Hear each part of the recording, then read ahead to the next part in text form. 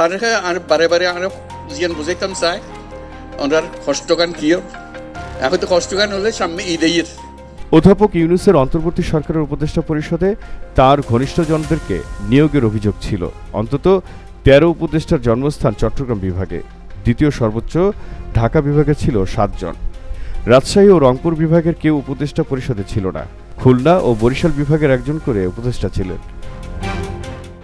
একক জেলা হিসেবে চট্টগ্রাম এবং কুমিল্লা জেলা থেকে উপদেষ্টা ছিল বেশি সংখ্যায়। সামাজিক যোগাযোগ মাধ্যম ফেসবুকে উপদেষ্টা পরিষদে এই অঞ্চল বৈষম্য নিয়ে প্রশ্ন তুলেছিলেন বৈষম্য বিরোধী ছাত্র আন্দোলনের অন্যতম সমন্বয়ক, জুলাই শহীদ স্মৃতি ফাউন্ডেশনের সাধারণ সম্পাদক সার্জিস আলম।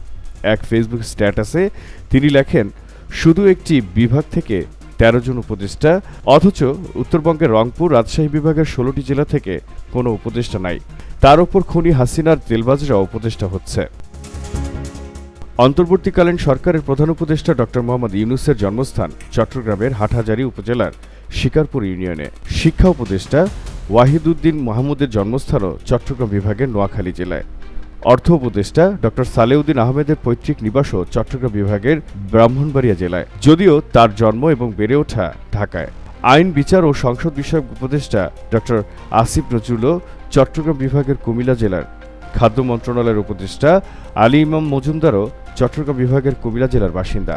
একই জেলার যুব ও ক্রীড়া এবং স্থানীয় সরকার মন্ত্রণালয়ের উপদেষ্টা আসিফ মাহমুদ সজীব ভূঁইয়া। বিদ্যুৎ ও জ্বালানি এবং যোগাযোগ মন্ত্রণালয়ের উপদেষ্টা মোহাম্মদ ফাউজুল কবির খান চট্টগ্রাম জেলার সন্দ্বীপের অধিবাসী।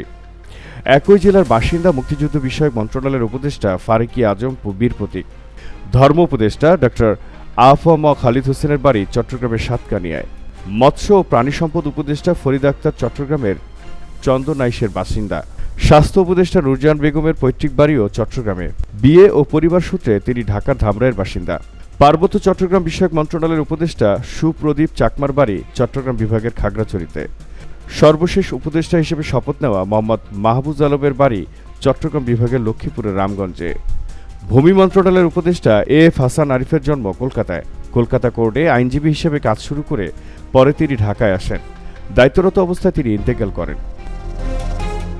পররাষ্ট্র উপদেষ্টা মোহাম্মদ তৌহিদ হোসেন ঢাকা বিভাগের নরসিংদী জেলার অধিবাসী। স্বরাষ্ট্র উপদেষ্টা মোহাম্মদ জাহাঙ্গীর আলম চৌধুরী ঢাকা বিভাগের মুন্সিগঞ্জের সিরাজদি খান উপজেলার বাসিন্দা। শিল্প মন্ত্রণালয়ের উপদেষ্টা আদিলুর রহমান খানও একই জেলার।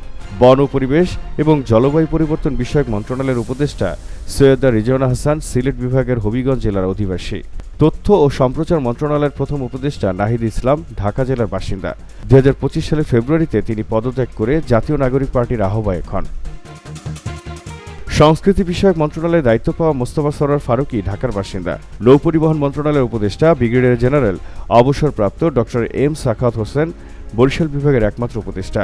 প্রাথমিক ও গণশিক্ষা উপদেষ্টা অধ্যাপক ডাক্তার বিধানরঞ্জন রায় পোদ্দারের জন্মস্থান সিলেট বিভাগের সুনামগঞ্জে, যদিও তিনি কর্মসূত্রে ময়মনসিংহে স্থায়ী। তাকে বাদ দিলে সিলেট বিভাগের একমাত্র উপদেষ্টা সৈয়দা রেজওয়ানা হাসান। আর গণশিক্ষা উপদেষ্টাকে সিলেটের বাসিন্দা ধরলে ময়মনসিংহ বিভাগেরও কোনো উপদেষ্টা ছিল না। সমাজ কল্যাণ মন্ত্রণালয়ের উপদেষ্টা শারমিনেস মুর্শিদ ঢাকার অধিবাসী। খুলনা বিভাগ থেকে একমাত্র উপদেষ্টা হন শেখ বসির উদ্দিন। তিনি বাণিজ্য মন্ত্রণালয়ে দায়িত্ব পান। বাংলার জানালায় জহিরুল ইসলাম।